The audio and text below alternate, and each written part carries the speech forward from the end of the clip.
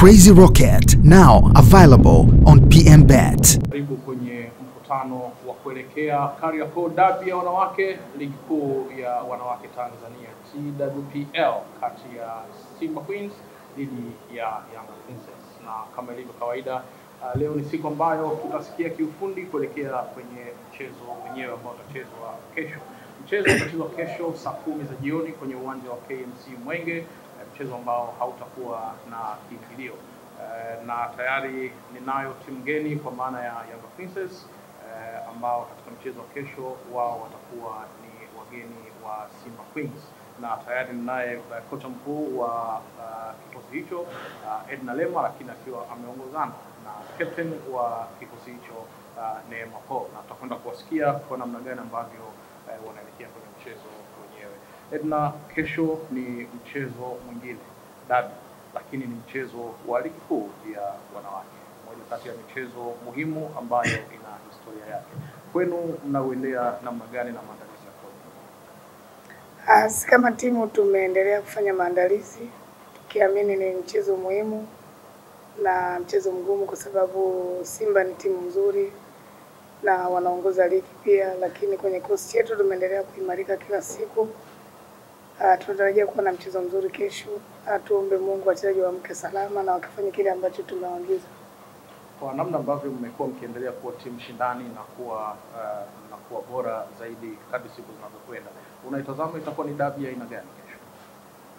Inawezekana ikawa ni derby bora sana kwa mtazamo wangu mimi, kwa sababu nimeona Simba Queen wanapocheza na Yanga Princess namna ambavyo tunacheza kwa sasa hivi.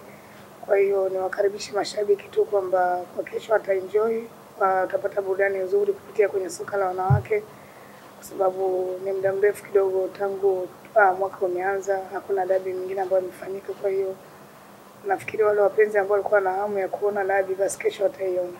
Nafikiri baada ya kushinda mechi ya goli 1-0 pale uwanja wa Taifa, nafikiri baada hapo kocha sikuwa mimi, na nimerudi msimu huu kufanikiwa kuwafunga Simba kwenye ngao ya jamii kwa mikojo ya penalty, lakini raundi ya kwanza tulipoteza mchezo kwa goli 1-0. Nafikiri kama kocha na wachezaji hatutamani tena kupoteza mchezo mwingine hiyo kesho, pamoja na ugumu wake. Sisi kama timu tumejiandaa vizuri. Tunaamini yeyote ambaye atakuwa na performance nzuri, aidha ni Simba au Yanga, kwangu mimi naweza kukupa ni mchezo wa 50-50, yote anaweza kushinda katika mchezo wa kesho. Kwa hiyo sisi kama timu tumejiandaa vizuri na tunaamini katika uwezo wetu, na tunaamini pia Simba wana timu nzuri, lakini tumejiandaa kwa ajili ya kupambana nao na kutokupoteza mchezo kesho. Baadhi ya wachezaji ambao tutawakosa, nafikiri tutapata ripoti ya daktari leo confirm, lakini tuna majeruhi, kwa mfano Irene Kisisa, tuna Harriet Odong, tuna Jenini, lakini tunaamini tumeandaa wachezaji wengine ambao wanaweza kuwa tayari kwa ajili ya mchezo wa kesho, kwa sababu tumesajili wachezaji wengi, na nafikiri kikosi changu kila mchezaji uko tayari ambaye atapata nafasi kesho, naamini ana uwezo kwenda kufanya kazi kwa ajili ya kutafuta pointi 3. Kwa wengine? Nafikiri tumekuwa na michezo mizuri hivi karibuni, lakini tunatamani kuendelea kushinda mechi zetu, na hiki ni kipimo sahihi kwenda kucheza na timu kama Simba, kwa maana kwamba ndio timu bora ambayo inaongoza ligi. Kwa hiyo namna kujua kama timu yako imeimarika ni lazima ucheze na timu bora.